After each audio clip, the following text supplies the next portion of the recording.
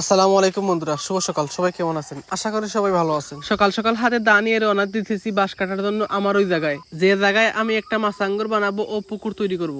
গড়ে পালা লাগানো, বাঁশ লাগানো, বাঁশ পাতা এগুলা শেষ। এখন শুধু বাকি আছে টিন দিয়ে বেড়া দেওয়ার কাজ। গড়ের কাজটা যেন আজকে ভালোভাবে শেষ হয়ে যায়, তাই মিস্ত্রি আসার আগে চলে আসলাম বাঁশ কাটার জন্য, যাতে কাজগুলো তাড়াতাড়ি হয়ে যায়। এখন বাজে সকাল 5:30। এই দেখেন ছোট বাচ্চারা চোখে ঘুম নিয়ে মাথা ঘুরিয়ে ঘুরিয়ে মুক্তপুর দিকে এগুচ্ছে, যা আমিও এক সময় আগে করতাম।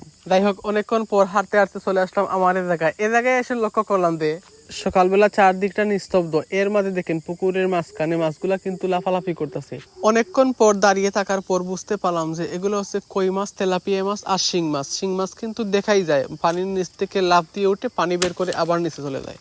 আমার এই জায়গায় পাহাড়ের উপর যে অল্প কিছু জায়গা আছে, যে জায়গায় আমি একটা মাছাঙ্গর তৈরি করতে চাই, এ জায়গায় 8-10টা বড় বড় গাছ আছে। তাছাড়া কিন্তু যা আছে সব বাঁশ। আর এ জায়গায় বাঁশ ছাড়াও আমার আরো বাঁশ আছে, যা আমি প্রত্যেক বছর লেবু বাগানে কুটে দিতে গিয়ে তারপর ঘর বানাতে হলে আরো অন্যান্য কাজও কিন্তু আমি আমার নিজের বাঁশ দিয়ে কাজ করি। আমার কিন্তু কোনো বাঁশ কিনা লাগে না। তো বন্ধুরা, আজকে সকালের ভিডিও এ পর্যন্তই। সম্পূর্ণ গড়টা বেড়া দেওয়ার জন্য 20টা বাঁশের মতো লাগবে। মিস্ত্রি আসার আগে যদি 10টা বাঁশও কাটতে পারি, তাহলে কিন্তু অনেক কাজ এগিয়ে যাবে। সবাই ভালো থাকবেন, সুস্থ থাকবেন। আল্লাহ হাফেজ।